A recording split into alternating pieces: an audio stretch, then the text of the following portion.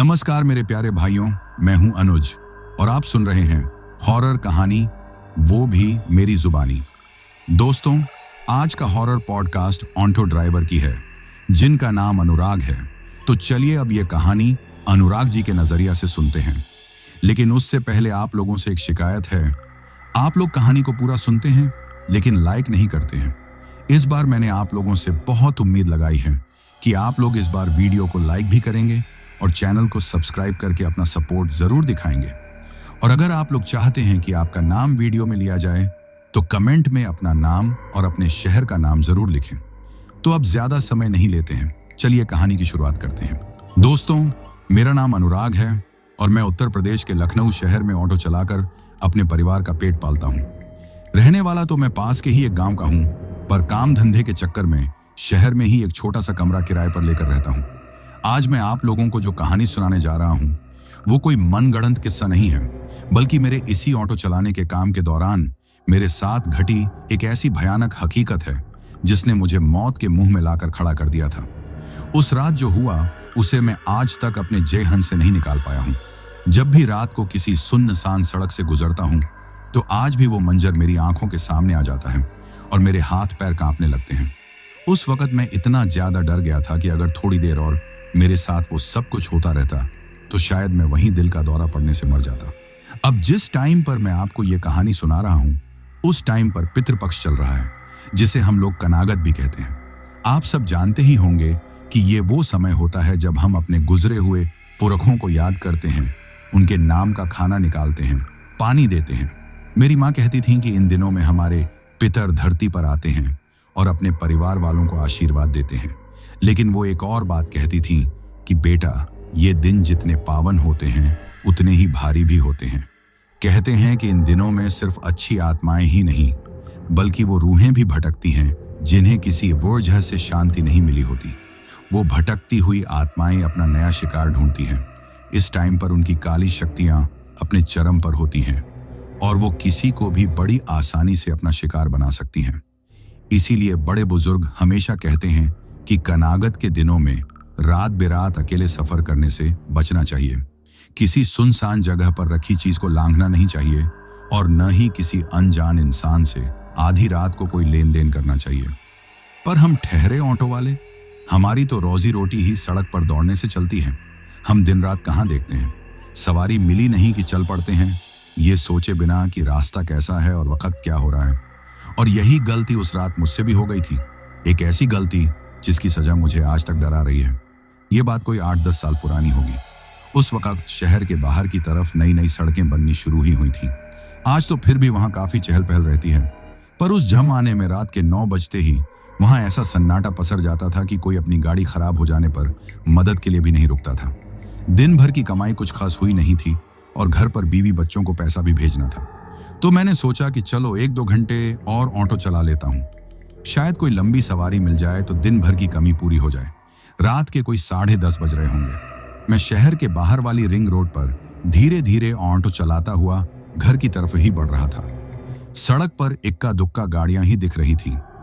मैं बस यही सोच रहा था कि अब कोई सवारी नहीं मिलेगी, घर ही चलना ठीक है। मैं कुछ दूर ही आगे बढ़ा था कि मुझे सड़क के किनारे एक पुरानी सी बस स्टॉप की टूटी फूटी बेंच पर एक औरत बैठी हुई दिखाई दी।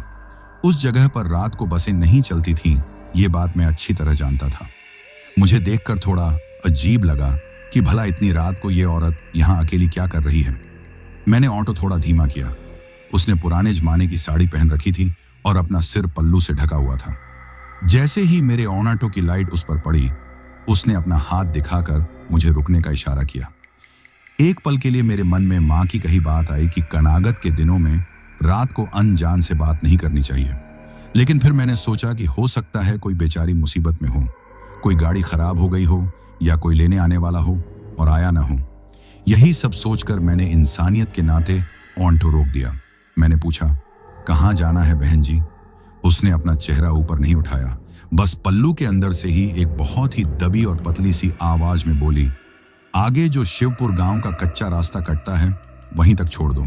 अब शिवपुर गांव उस सड़क से करीब 4-5 किलोमीटर अंदर की तरफ था और वहां का पूरा रास्ता बिल्कुल कच्चा और सुनसान था।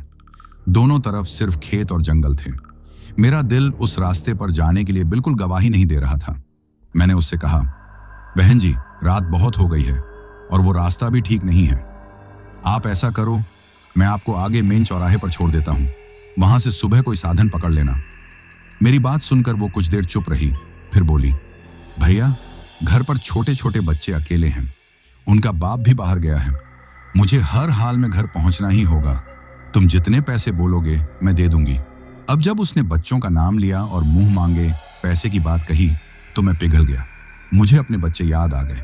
मैंने सोचा कि चलो, पुण्य का काम भी हो जाएगा और 4 पैसे ज्यादा भी बन जाएंगे। मैंने कहा, ठीक है बहन जी, बैठ जाइए। वो औरत उठी और बिना कोई आवाज किए मेरे ऑटो में पीछे आकर बैठ गई। उसके बैठते ही मुझे एक अजीब सी चीज महसूस हुई। ऑटो के अंदर अचानक से एक ठंडी सी लहर दौड़ गई, जैसे किसी ने बर्फ की सिल्ली रख दी हो, और इसके साथ ही एक भयंकर बदबू आने लगी, जैसे कहीं पास में कोई जानवर मरकर सड़ रहा हो। सड़े हुए मांस की एक तेज महक। मैंने सोचा, शायद गांव की औरत है, खेतों में काम करती होगी, उसी की महक होगी। मैंने ऑटो आगे बढ़ा दिया। पूरे रास्ते वो एक शब्द भी नहीं बोली।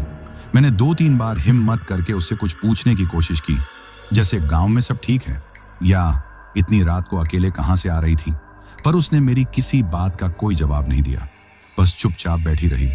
मुझे अब धीरे धीरे डर लगने लगा था। वो खामोशी और वो सड़े मांस की महक मेरी हिम्मत को तोड़ रही थी।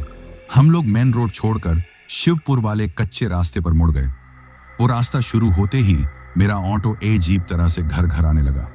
लाइट भी बार बार जल बुझ रही थी। मुझे लगा शायद इंजन में कोई दिक्कत आ गई है। रास्ता इतना खराब था कि ऑटो बुरी तरह से उछल रहा था। मैं बस भगवान का नाम लेकर जल्दी से जल्दी उसे उसके गांव तक पहुंचा देना चाहता था। अभी हम कोई 2 किलोमीटर ही अंदर गए होंगे कि अचानक एक जोरदार झटके के साथ मेरा ऑटो बंद हो गया। मैंने कई बार सेल्फ मारा, चाबी घुमाई, पर वो टस से मस नहीं हुआ। अब तो मेरे पसीने छूट गए। चारों तरफ घना अंधेरा था। दूर दूर तक रोशनी का कोई नामो निशान नहीं था। सिर्फ झींगुरों के बोलने की आवाज आ रही थी, जो उस सन्नाटे को और भी डरावना बना रही थी। मैंने उस औरत से कहा, बहन जी, लगता है ऑटो खराब हो गया है, मैं जरा उतर कर देखता हूं। वो तब भी कुछ नहीं बोली। मैं ऑटो से नीचे उतरा और बोनट खोलकर देखने लगा। मुझे ज्यादा कुछ समझ तो आता नहीं था, बस मैंने तार वगैरह हिलाकर देखे। अंधेरे में कुछ दिख भी नहीं रहा था।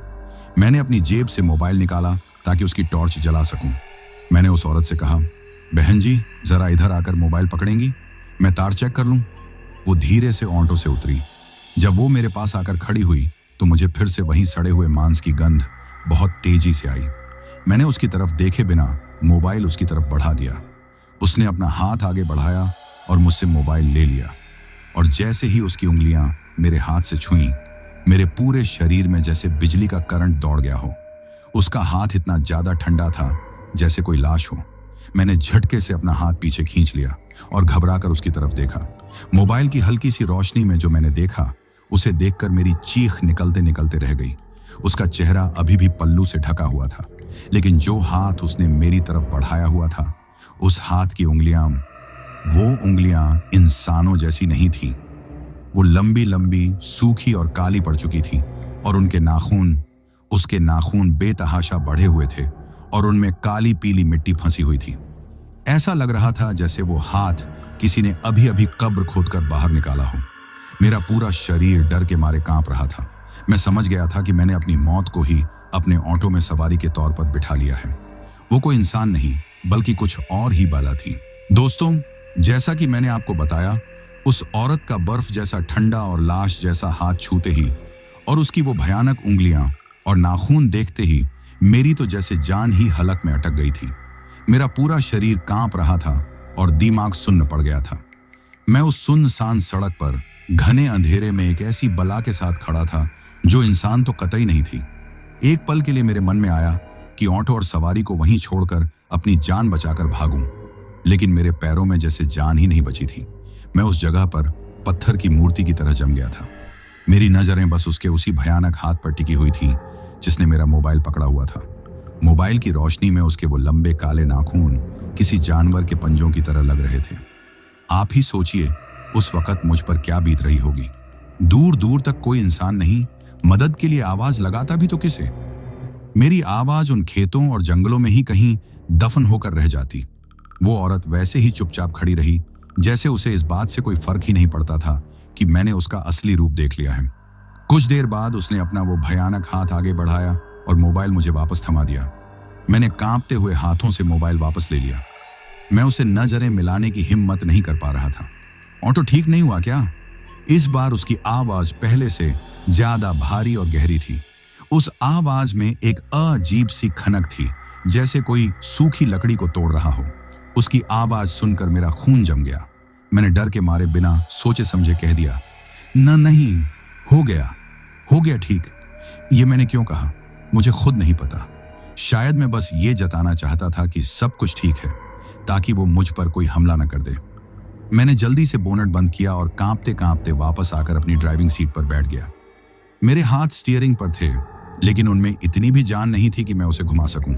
मैंने मन ही मन हनुमान जी को याद किया और अपनी आंखें बंद करके ऑटो की चाबी घुमाई। और आप यकीन नहीं मानेंगे, जो ऑटो 10 बार कोशिश करने पर भी स्टार्ट नहीं हो रहा था, वो एक ही बार में घर घर आकर स्टार्ट हो गया। लेकिन स्टार्ट होते ही मुझे खुशी नहीं, बल्कि और ज्यादा डर लगा। मुझे समझ में आ गया था कि ये ऑटो मेरी मर्जी से नहीं, बल्कि उसकी मर्जी से बंद हुआ था और अब उसी की मर्जी से स्टार्ट हुआ है। वो मेरे साथ कोई खेल खेल रही थी। वो मुझे अपनी मंजिल तक ले जाना चाहती थी। अब मेरे पास कोई चारा नहीं था। मैंने धीरे धीरे ऑटो आगे बढ़ाया। अब ऑटो के अंदर की वो सड़े हुए मांस की महक और भी ज्यादा तेज हो गई थी, इतनी तेज कि मेरा दम घुटने लगा था। मैंने हिम्मत करके साइड का पर्दा थोड़ा सा हटा दिया ताकि ताजी हवा अंदर आ सके। ऑटो धीरे धीरे उस कच्चे और ऊबड़ खाबड़ रास्ते पर रेंग रहा था। मैं बार बार साइड मिरर में उसे देखने की कोशिश कर रहा था। वो अभी भी वैसे ही सिर झुकाए बैठी थी, लेकिन मुझे ऐसा लग रहा था जैसे वो मुझे ही घूर रही है। तभी उसने फिर से बोलना शुरू किया, डर लग रहा है क्या? उसकी आवाज सुनकर मैं बुरी तरह चौंक गया। मैंने कोई जवाब नहीं दिया, बस ऑटो चलाने का नाटक करता रहा। वो हंसी, लेकिन वो हंसी किसी इंसान की नहीं थी। वो एक बहुत ही भयानक और खौफनाक आवाज थी, जैसे कोई गहरे कुएं के अंदर से हंस रहा हो। वो हंसते हंसते बोली, डरने की कोई बात नहीं है, बस मुझे मेरे घर तक पहुंचा दो, फिर तुम चले जाना। कहाँ है तुम्हारा घर? आखिरकार मेरे मुंह से डरते डरते निकल ही गया।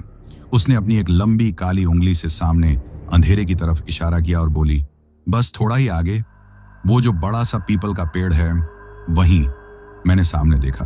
रास्ते से थोड़ी ही दूर खेत के बीचों बीच एक बहुत ही विशाल और पुराना पीपल का पेड़ खड़ा था। रात के अंधेरे में वो पेड़ किसी दैत्य की तरह लग रहा था, जिसकी लंबी लंबी शाखाएं आसमान की तरफ फैली हुई थीं। गांव के लोग कहते थे कि उस पेड़ पर चुड़ैलों का वास है और सूरज ढलने के बाद कोई भी उस पेड़ के पास जाने की हिम्मत नहीं करता था। और ये औरत मुझे वहीं जाने के लिए कह रही थी। मैं समझ गया कि ये मुझे जिंदा वापस नहीं जाने देगी। जैसे जैसे हम उस पेड़ के नजदीक पहुंच रहे थे, मेरे ऑटो की लाइट और ज्यादा झपकने लगी। ऑटो के अंदर की ठंडक इतनी बढ़ गई थी कि मेरे दांत किटकिटाने लगे थे। मुझे अपने कानों में अजीब अजीब सी आवाजें सुनाई देने लगी थी। कभी किसी बच्चे के रोने की आवाज आती, तो कभी किसी औरत की चीख।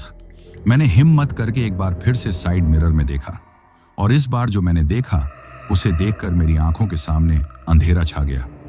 उस औरत ने अपना सिर उठाया हुआ था और वो सीधे मिरर में मुझे ही देख रही थी। लेकिन मिरर में जो चेहरा मुझे दिख रहा था वो किसी औरत का नहीं था। उसके पल्लू के अंदर से एक सड़ा हुआ, गला हुआ चेहरा मुझे घूर रहा था। उस चेहरे पर मांस की जगह जगह से हड्डियां नजर आ रही थीं। आंखों की जगह सिर्फ 2 गहरे काले गड्ढे थे, जिनमें से एक अजीब सी नीली रोशनी निकल रही थी। मैंने डर के मारे एक जोर की चीख मारी और अपनी आंखें बंद कर ली। मेरा संतुलन बिगड़ गया और ऑटो एक पत्थर से टकराकर रुक गया। जब मैंने आंखें खोली तो वो मेरे बिल्कुल पास आ चुकी थी। वो ड्राइविंग सीट के बगल में मेरे कंधे के पास झुकी हुई थी। सड़े हुए मांस की वो भयानक महक अब मेरे नथुनों में घुस रही थी। उसने अपनी उसी खौफनाक आवाज में फुसफुसाकर कहा, पहुंच गए, यही है मेरा घर, अब उतारो मुझे। उसकी सांसों से आती ठंडक मैं अपनी गर्दन पर महसूस कर सकता था। मैं हिल भी नहीं पा रहा था। तभी उसने धीरे धीरे अपने चेहरे पर से अपना पल्लू हटाना शुरू किया। मैं उस मंजर को नहीं देखना चाहता था, लेकिन मेरी आंखें जैसे जम सी गई थीं, और जैसे ही उसका चेहरा पूरी तरह से मेरे सामने आया, वो एक औरत का चेहरा था ही नहीं, वो एक खोपड़ी थी जिसके ऊपर चमड़ी के कुछ चिथड़े लटक रहे थे। आंखों के गड्ढों में कीड़े रेंग रहे थे और जब उसने अपना मुंह खोला तो उसमें से कीड़ों और मिट्टी का एक गुब्बार सा निकला। उसने अपना वो पंजे जैसा हाथ मेरी गर्दन की तरफ बढ़ाया। मैं समझ गया कि अब मेरा अंत आ गया है। मौत मेरे बिल्कुल सामने खड़ी थी। दोस्तों, जैसा मैंने आपको बताया, वो भयानक चीज, वो सड़ी हुई खोपड़ी अपना पल्लू हटाकर मेरे बिल्कुल सामने थी और उसका वो पंजे जैसा हाथ मेरी गर्दन की तरफ बढ़ रहा था। उस वक्त मेरी क्या हालत हुई होगी, ये मैं शब्दों में बयान नहीं कर सकता। मेरी आंखें फटी की फटी रह गई थीं, सांसें जैसे गले में ही कहीं अटक गई थीं और मेरा पूरा शरीर पसीने से तर-तर हो गया था। मुझे साफ साफ अपनी मौत नजर आ रही थी।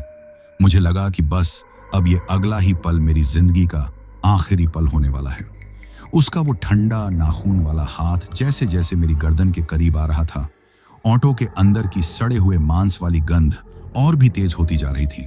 मेरा सिर घूमने लगा था और आंखों के आगे अंधेरा छा रहा था। मैं न तो चीख पा रहा था, न ही हिल पा रहा था। ऐसा लग रहा था जैसे किसी ने मेरे पूरे शरीर को जकड़ लिया हो। तभी न जाने कहां से मेरे अंदर एक बिजली सी कौंधी। शायद वो जीने की आखिरी उम्मीद थी। मेरी नजरें घबराकर ऑटो में इधर उधर दौड़ी और सामने डैशबोर्ड पर जाकर टिक गईं। वहां मैंने अपनी बीवी के कहने पर हनुमान जी की एक छोटी सी तस्वीर लगा रखी थी। लाल रंग के सिंदूर वाले हनुमान जी जो अपने हाथ में गदा लिए खड़े थे। सालों से वो तस्वीर वहीं लगी थी, धूल जम गई थी उस पर उस वक्त मुझे उस तस्वीर में भगवान नहीं बल्कि अपना इकलौता रक्षा कवच नजर आया। जैसे ही उस चुड़ैल का हाथ मेरी गर्दन को छूने ही वाला था, मैंने बिना कुछ सोचे समझे अपनी पूरी ताकत लगाकर एक झटके में डैशबोर्ड से वो तस्वीर उखाड़ ली। तस्वीर प्लास्टिक के फ्रेम में थी। मेरे हाथ में आते ही उसका कोना मुझे चुभ गया, पर मुझे उस वक्त कोई दर्द महसूस नहीं हुआ। मैंने कांपते हुए हाथों से उस तस्वीर को अपनी ढाल की तरह आगे किया और उस सड़ी हुई खोपड़ी के चेहरे पर दे मारा। और फिर जो हुआ दोस्तों, वो किसी चमत्कार से कम नहीं था। जैसे ही हनुमान जी की वो तस्वीर उस चुड़ैल के चेहरे से छुई, एक जोरदार सिजलिंग की आवाज आई, जैसे कोई गर्म तवे पर पानी की बूंदें डाल दे। तस्वीर से एक तेज धुआं उठा और उसके साथ ही उस चुड़ैल ने एक ऐसी भयानक चीख मारी कि पूरा जंगल कांप उठा। वो चीख किसी इंसान या जानवर की नहीं थी।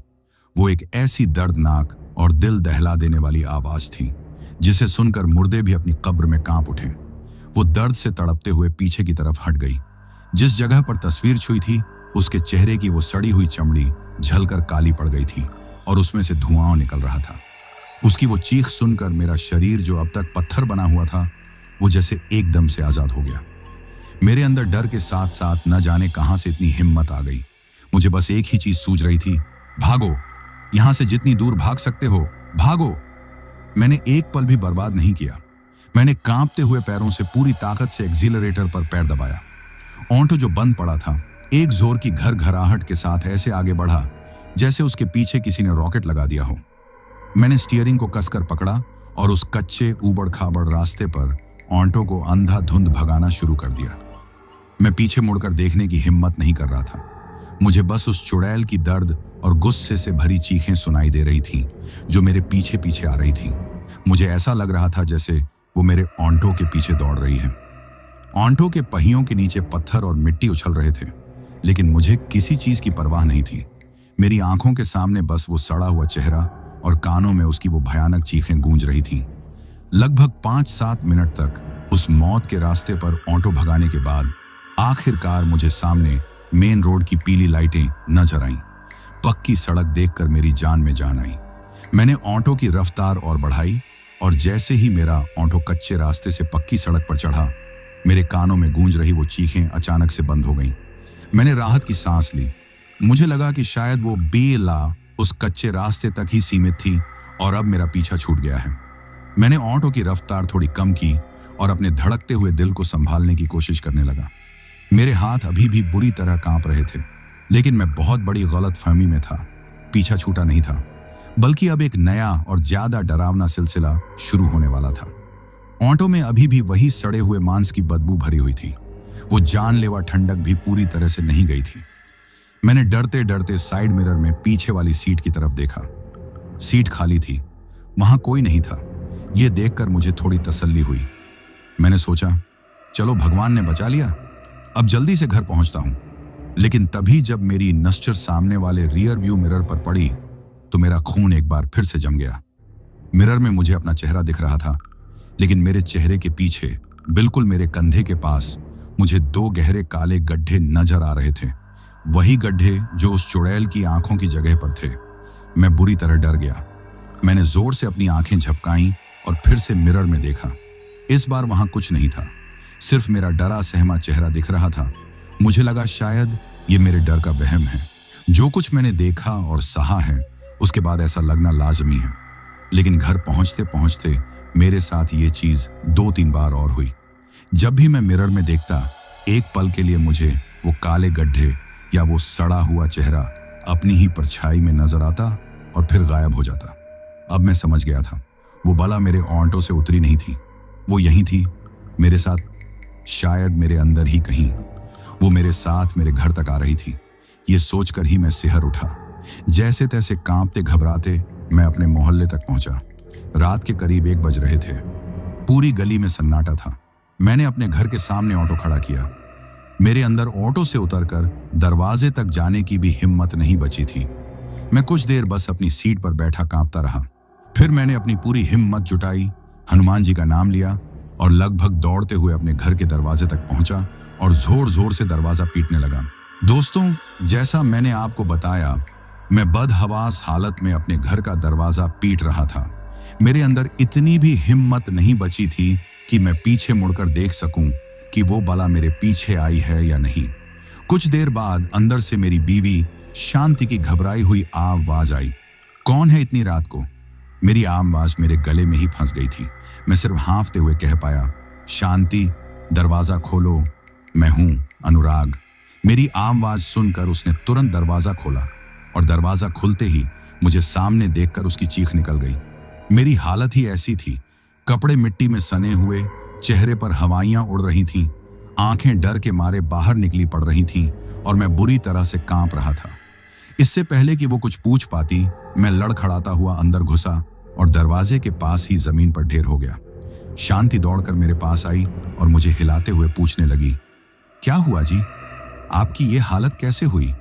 किसी से झगड़ा हो गया? एक्सीडेंट तो नहीं हो गया कहीं? मैं कुछ भी बोल पाने की हालत में नहीं था। मेरे मुंह से बस टूटे फूटे शब्द निकल रहे थे।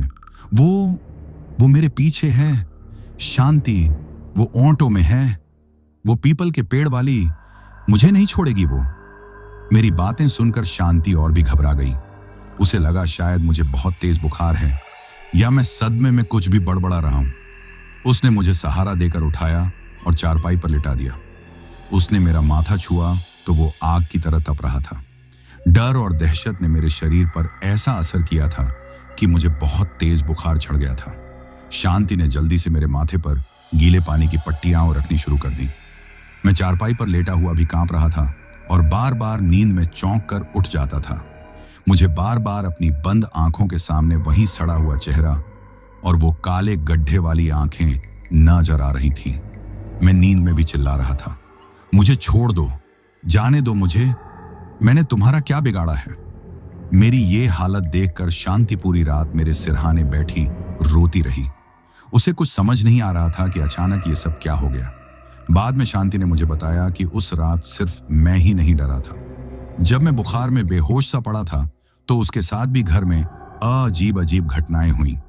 उसने बताया कि रात के करीब 2 बजे अचानक हमारे कमरे में एक अजीब सी ठंडक फैल गई, जबकि बाहर कोई हवा भी नहीं चल रही थी और उसके साथ ही उसे भी वही सड़े हुए मांस की भयानक गंध महसूस हुई।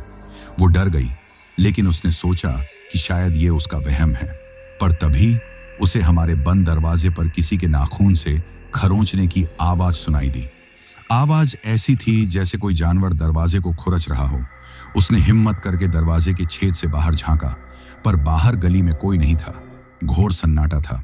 वो वापस आकर मेरे पास बैठ गई, लेकिन अब वो समझ चुकी थी कि मैं जो कुछ भी कह रहा था वो मेरा वहम या बुखार की बड़बड़ाहट नहीं थी। कोई बुरी बला सच में हमारे पीछे पड़ गई थी। अगली सुबह जब मैं उठा तो मेरा बुखार थोड़ा कम था, लेकिन मेरे शरीर में बिल्कुल भी जान नहीं थी। मैं इतना कमजोर महसूस कर रहा था कि बिस्तर से उठ भी नहीं पा रहा था। शांति ने मुझे हिम्मत दी और कहा, आप चिंता मत करो, मैं हूं ना, सब ठीक हो जाएगा। उसने सबसे पहले सुबह सुबह बाहर जाकर ऑटो को देखा। उसने बताया कि ऑटो बाहर से तो बिल्कुल ठीक ठाक लग रहा था, पर जैसे ही वो उसके पास गई, उसे ऑटो से एक अजीब सी ठंडक और वहीं सड़े मांस वाली बदबू महसूस हुई। उसने देखा कि डैशबोर्ड से हनुमान जी की तस्वीर उखड़ी हुई थी और नीचे जमीन पर टूटी पड़ी थी। अब उसका शक यकीन में बदल गया था। उसने एक पल भी देर नहीं की। उसने तुरंत गांव में मेरी मां को फोन मिलाया। हमारे गांव में फोन मुश्किल से लगता था, पर उस दिन भगवान की कृपा से एक ही बार में लग गया। शांति ने रोते रोते मां को सारी बात बताई। मेरी मां गांव की पुरानी औरत थी। वो इन सब चीजों, मतलब भूत प्रेत और ऊपरी चक्करों के बारे में अच्छे से समझती थी। शांति की बात सुनते ही वो समझ गई कि मामला बहुत गंभीर है। उन्होंने फोन पर ही शांति को डांटते हुए कहा, मैंने पहले ही कहा था कि कनागत के दिनों में रात को ऑटो मत चलाने देना, पर तुम लोग सुनते कहां हो, अब भुगतो। फिर उन्होंने तुरंत कहा, सुन बहू, सबसे पहले उस मनहूस ऑटो को हाथ भी मत लगाना, उसे वहीं खड़ा रहने दे। घर के मुख्य दरवाजे पर हल्दी और सिंदूर से एक स्वास्तिक बना दे और एक लोहे की कील ठोक दे, और अनुराग के सिरहाने एक हनुमान चालीसा और एक लोटे में पानी भरकर रख दे। मैं यहां गांव के बड़े पंडित जी से बात करके तुझे बताती हूं कि आगे क्या करना है। शांति ने मां के कहे अनुसार ही सब कुछ किया। उसने घर के दरवाजे पर कील ठोक दी और मेरे सिरहाने हनुमान चालीसा रख दी। ये सब करके उसे थोड़ी हिम्मत मिली, लेकिन शायद उस शैतानी ताकत को ये सब पसंद नहीं आया। शाम होने लगी थी और घर में अंधेरा घिरने लगा था। शांति दिया बत्ती करने के लिए उठी ही थी कि तभी घर की बिजली अचानक से चली गई। पूरे घर में घना अंधेरा छा गया और उसी अंधेरे में मैं जो चारपाई पर बेसुध सा लेटा हुआ था, अचानक से उठकर बैठ गया। शांति ने जब मुझे देखा तो उसकी चीख जम गई। मेरी आंखें पूरी खुली हुई थीं, लेकिन वो मेरी आंखें नहीं थीं। उनकी पुतलियां पूरी तरह से सफेद हो चुकी थीं। मेरे चेहरे पर एक अजीब और डरावनी मुस्कान थी, और फिर मेरे मुंह से एक ऐसी आवाज निकली जो मेरी तो कतई नहीं थी। वो एक औरत और मर्द की मिलीजुली बहुत ही भारी और भयानक आवाज थी। उस आवाज में वो बोली, सोचा था दरवाजे पर कील ठोककर मुझे रोक लेगी, मैं तो कब से अंदर ही हूं, इसके अंदर। अब ये कहीं नहीं जाएगा, ये मेरा है, हमेशा हमेशा के लिए। ये कहते हुए मैंने, या मेरे अंदर जो भी था, उसने शांति की तरफ देखना शुरू किया। मेरी गर्दन एक अजीब से कोण पर मुड़ गई थी और चेहरे पर वही खौफनाक मुस्कान थी। दोस्तों, जैसा मैंने आपको बताया, मैं चारपाई पर बैठा था और मेरे अंदर से कोई और बोल रहा था। मेरी आंखें सफेद पड़ चुकी थीं और मेरे मुंह से वो भयानक आवाज निकल रही थी, अब ये मेरा है, हमेशा हमेशा के लिए। शांति ने बाद में बताया कि उस मंजर को देखकर एक पल के लिए उसकी सांसें रुक गई थीं। अंधेरे कमरे में मैं जो उसका पति था, अब एक डरावना राक्षस लग रहा था। मेरे चेहरे पर वो मुस्कान थी जिसे देखकर किसी की भी हिम्मत जवाब दे जाए। शांति डर के मारे पीछे हटी और दीवार से सटकर खड़ी हो गई। उसकी नजर जमीन पर पड़े फोन पर पड़ी। फोन से अभी भी मेरी मां की हल्की हल्की आवाज आ रही थी, बहू बहू, क्या हुआ, आवाज क्यों नहीं आ रही। वो फोन शांति की आखिरी उम्मीद थी। मेरे अंदर जो शैतान था, वो शायद समझ गया था कि शांति क्या करना चाहती है। उसने, यानी मैंने, धीरे धीरे चारपाई से अपने पैर नीचे उतारे। शांति ने बताया कि मेरे उठने का अंदाज बिल्कुल इंसानों जैसा नहीं था। मेरे हाथ पैर ऐसे मुड़ रहे थे जैसे वो किसी कठपुतली के हों, जिसे कोई और ही नचा रहा हो। मैं धीरे धीरे लड़खड़ाते हुए उसकी तरफ बढ़ने लगा। शांति की तो जैसे जान ही निकल गई। वो जमीन पर पड़े फोन की तरफ झपटी। जैसे ही वो नीचे झुकी, मैंने एक जोरदार छलांग लगाई और उसके ऊपर झपट्टा मारा, लेकिन शायद भगवान ही उसे बचाना चाहते थे। मेरा हाथ उससे कुछ इंच दूर रह गया और मैं जमीन पर गिर पड़ा। इस एक पल का फायदा उठाकर शांति ने फोन उठा लिया और चिल्लाते हुए बोली, माँ जी, वो इनके शरीर में घुस गई है, ये मुझे मार डालेंगे, मुझे बचाइए माँ जी। उधर से माँ की घबराई हुई लेकिन सख्त आवाज आई। वो गांव की औरत थी। वो जानती थी कि ऐसे मौकों पर घबराने से काम नहीं चलता। उन्होंने लगभग चीखते हुए कहा, बहू, मेरी बात ध्यान से सुन, हिम्मत मत हारना, जैसा मैं कहती हूं ठीक वैसा ही कर। घर में सूखी लाल मिर्च और खड़ा नमक है। शांति ने रोते हुए कहा, हाँ माँ जी, रसोई में है। तो सुन, माँ ने कहा, किसी भी तरह रसोई तक पहुंच और एक कटोरी में मिर्च और नमक डालकर आग लगा दे। उसके धुएं से वो बाला तड़पेगी, उसे सांस नहीं लेने देगी। और सुन, अनुराग के सिरहाने जो हनुमान चालीसा रखी है उसे उठा ले। जैसे ही वो धुएं से बेचैन हो, वो हनुमान चालीसा उसके माथे से लगा देना और जोर जोर से भूत पिशाच निकट नहीं आवे, महावीर जब नाम सुनावे वाली चौपाई पढ़ना। रुकना मत, चाहे कुछ भी हो जाए, पढ़ती रहना, यही एक रास्ता है। फोन कट गया। अब शांति को पता था कि उसे क्या करना है, लेकिन यह कहना जितना आसान था, करना उतना ही मुश्किल। मैं या वो शैतान अब फिर से उठकर खड़ा हो गया था और उस पर एक अजीब सी घुरघुराती हुई आवाज निकाल रहा था। शांति ने हिम्मत जुटाई। उसने पास में पड़ी पानी की बाल्टी उठाई और मेरी तरफ पूरी ताकत से फेंक दी। पानी मेरे ऊपर पड़ते ही मैं जोर से चीखा, जैसे मुझ पर किसी ने तेजाब डाल दिया हो। उस शैतानी ताकत को शायद पवित्र पानी से तकलीफ हुई थी। बस इसी पल का फायदा उठाकर शांति रसोई की तरफ भागी। वो अंधेरे में टटोलते हुए मिर्च और नमक का डिब्बा ढूंढने लगी। पीछे पीछे मैं भी घिसटता हुआ आ रहा था। शांति ने बताया कि मेरे चलने की आवाज ऐसी थी जैसे कोई हड्डी पसली टूटा हुआ जानवर रेंग रहा हो। शांति के हाथ जैसे ही मिर्च का डिब्बा लगा, मैंने पीछे से उसका पैर पकड़ लिया। मेरा हाथ बर्फ से भी ज्यादा ठंडा था। शांति ने जोर से चीख मारी और दूसरे पैर से मेरे मुंह पर लात मार दी। इस बार मेरे मुंह से एक औरत की तीखी चीख निकली। शांति ने जल्दी से एक स्टील की प्लेट में मुट्ठी भर मिर्च और नमक डाला और माचिस जलाकर उसमें आग लगा दी। आग जलते ही मिर्च का तीखा दम घोंटू धुआं उस छोटे से कमरे में भरने लगा। शांति की आंखों और गले में भी जलन होने लगी, लेकिन उस धुएं का मेरे ऊपर जो असर हुआ वो भयानक था। मैं जमीन पर लोटपोट होने लगा, मेरे मुंह से झाग निकलने लगा और मैं ऐसे तड़प रहा था जैसे किसी मछली को पानी से बाहर निकाल दिया हो। मेरे अंदर से कभी मर्द की, कभी औरत की, तो कभी किसी जानवर की मिली जुली आवाजें निकल रही थीं। वो धुआं उस शैतान को जला रहा था, उसे मेरे शरीर के अंदर से बाहर निकलने पर मजबूर कर रहा था। शांति समझ गई कि यही मौका है। वो उस दम घोंटू धुएं की परवाह किए बिना चारपाई की तरफ भागी, मेरे सिरहाने से हनुमान चालीसा उठाई और लड़खड़ाती हुई मेरी तरफ आई। मैं जमीन पर पड़ा तड़प रहा था और अपने लंबे लंबे नाखूनों से जमीन खुरच रहा था। जैसे ही शांति मेरे पास पहुंची, मैंने अपना एक हाथ उठाकर उसकी गर्दन पकड़ने की कोशिश की, लेकिन उसने मेरा हाथ झटक दिया और अपनी पूरी श्रद्धा और हिम्मत बटोरकर उसने वो हनुमान चालीसा मेरे माथे पर रख दी। हनुमान चालीसा के माथे से छूते ही ऐसा लगा जैसे कोई बम फट गया हो।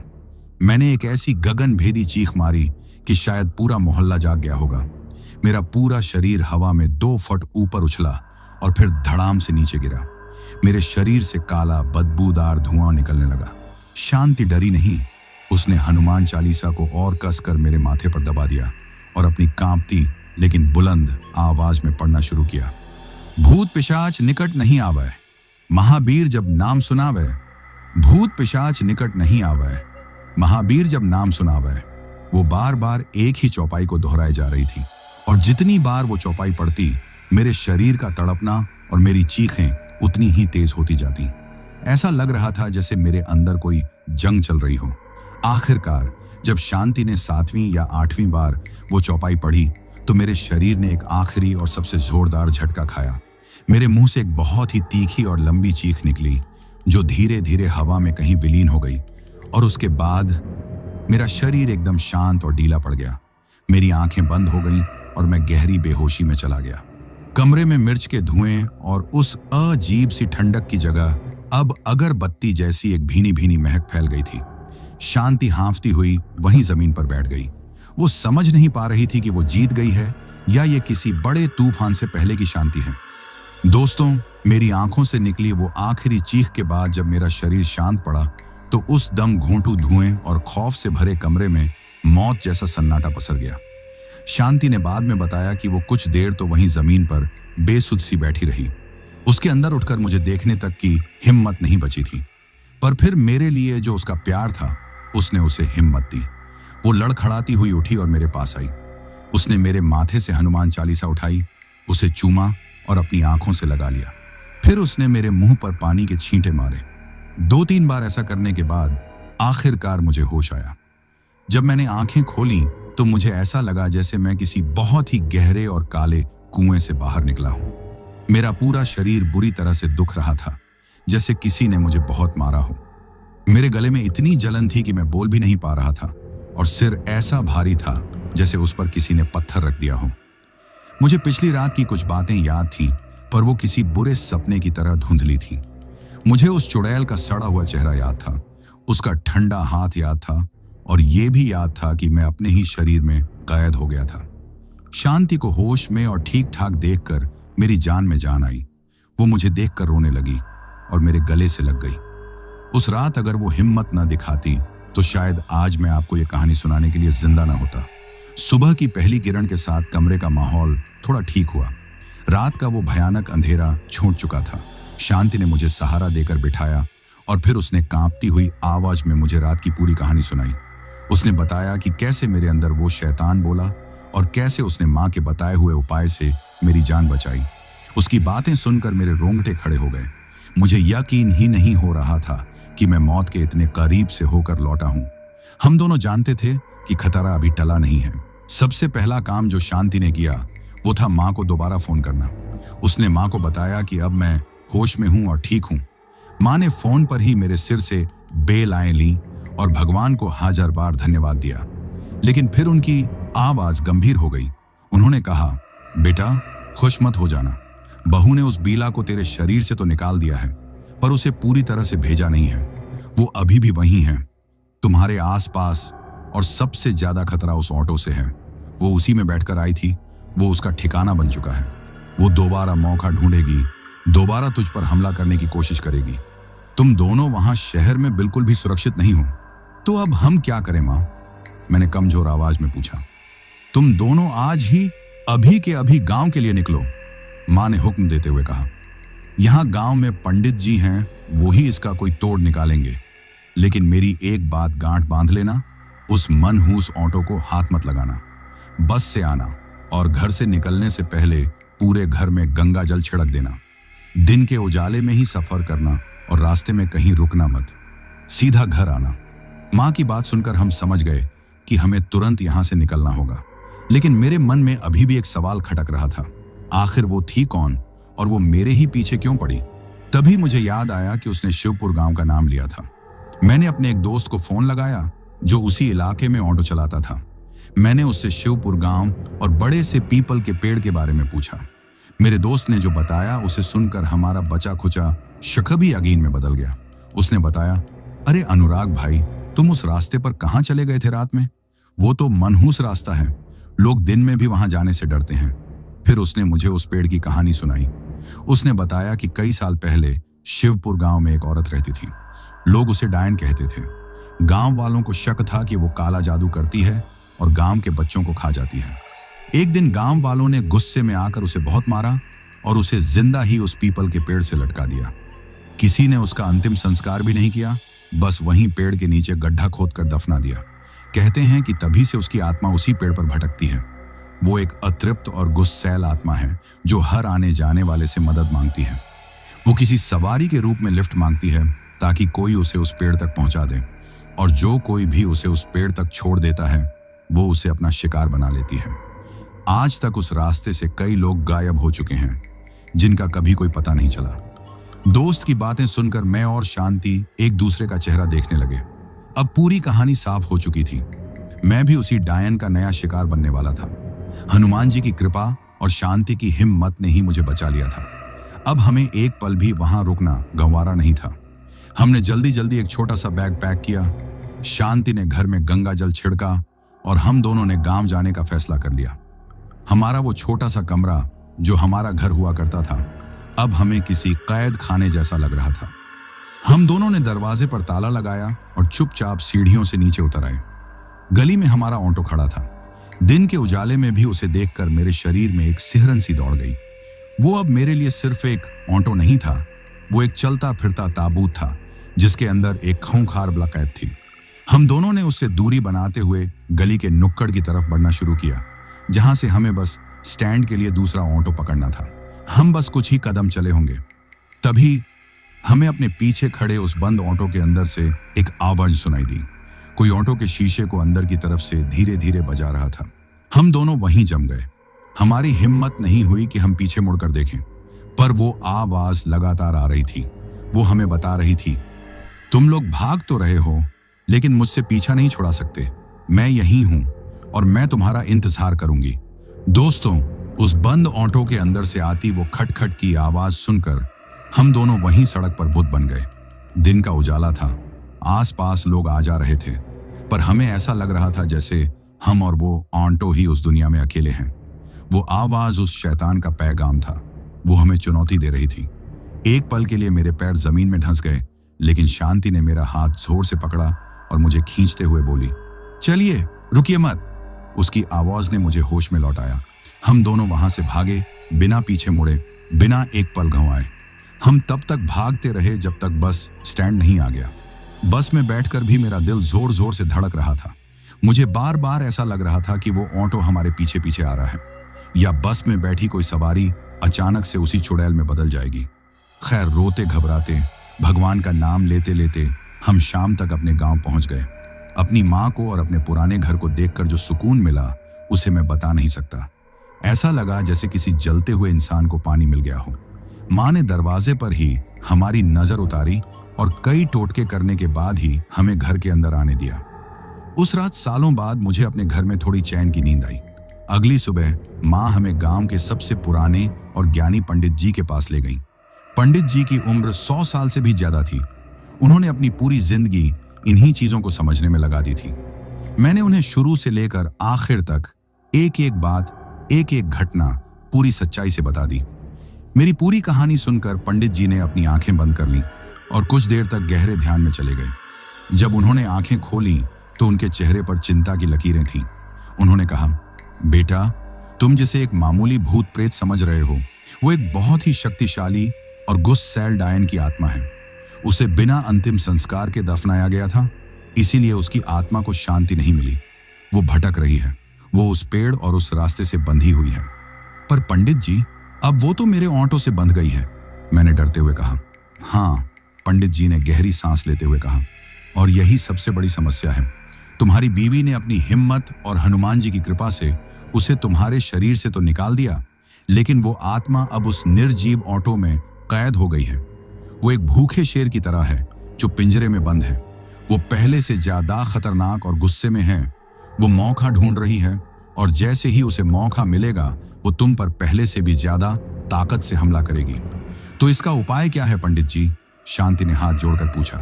पंडित जी ने कहा, उपाय सिर्फ एक है, और वो बहुत खतरनाक है।